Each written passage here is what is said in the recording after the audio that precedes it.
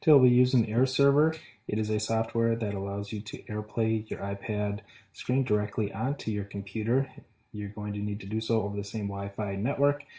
Once you allow access for this, your iPad screen will show up onto your computer. From here, we're going to go into my Apple folder on my desktop on the iPad, open it up, and then click on iMovie in order to launch the iMovie app. When the iMovie app opens up, you'll notice that there's a couple different options. You have video, projects, and theater.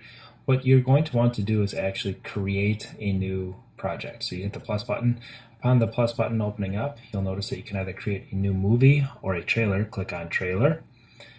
And then the options for how you would use the trailer feature are shown at the bottom. You can kind of see the different templates, the way that they're laid out. Some seem a little bit more adventurous, some a little bit more family friendly there. But scroll through to find the right one that you want to use.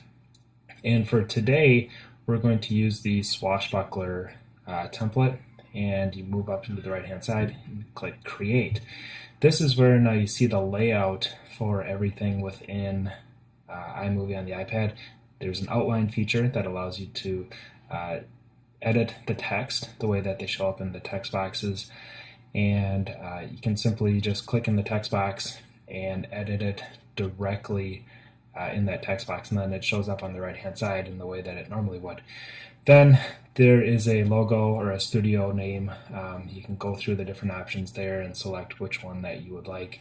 That shows up at the very beginning of the film, and again, you just select which one that it is that you want. From here, we're going to switch from using the text outline over to the storyboard, and at the storyboard you're going to be able to select the pictures you want to be dragging in. You'll be able to use either the video camera or pictures that are already in iPhoto on your iPad, and what you're going to do is just simply select the location, like landscape, and then you'll end up selecting a picture, and it automatically pulls it right into that field. You can do that if you already have shots made out into iPhoto, and then you can just simply click on them and they drop right in. Otherwise, what you'll be able to do is using the camera feature. The camera feature brings you to a live camera, and you can simply shoot what it is that you want to be inputting in or importing in, and the feed there is a little not the best, but anyways, you kind of get the idea that you can simply pull up the video camera. You can do still shots and add them in, or you can do video recordings in order to bring them directly into your new iMovie trailer. Be aware that the storyboard has quite a few items to bring in, so just make sure that you choose the right template that you want to use.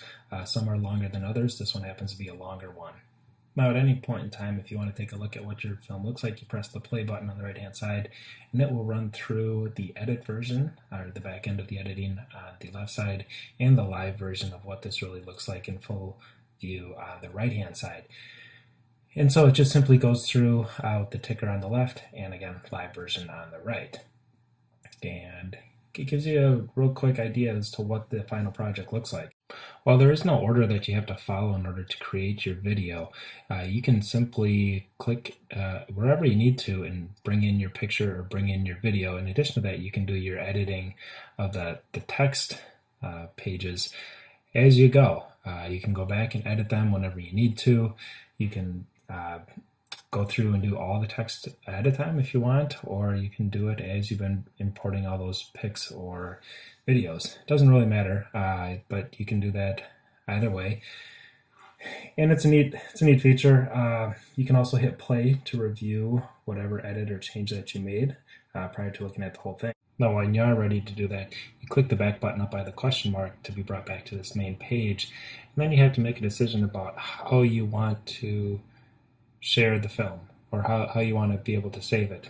So you use the box with the up arrow on it, and then you decide from there what's the best option for you to be able to save or show this work. Today what we're going to do is we're going to export this. We're going to export it as a smaller file. Once that exporting is all done, you should be able to find it within your iPhoto. So I sent it to iPhoto, and when you open up iPhoto, you should be able to find this video immediately in the Today section. All right, now it's time to take a look at the final product. I used iMovie on the MacBook Pro in order to put all this together, but here is a snippet of our iMovie trailer.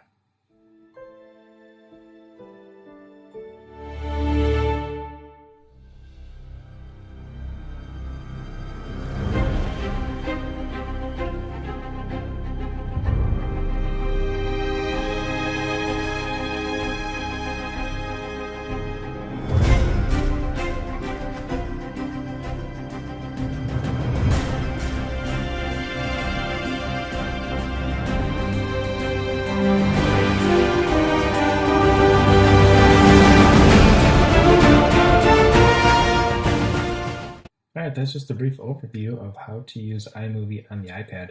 Now, the items that I used throughout this project included my MacBook Pro. I was running the OS 10.9.4, iMovie version 9.0.9 on the MacBook, Screencast-O-Matic application in order to do the full recording on my MacBook. Then the iPad, I was using an iPad Air iOS 8.1. I used the iMovie app along with the Photos and iPhoto app.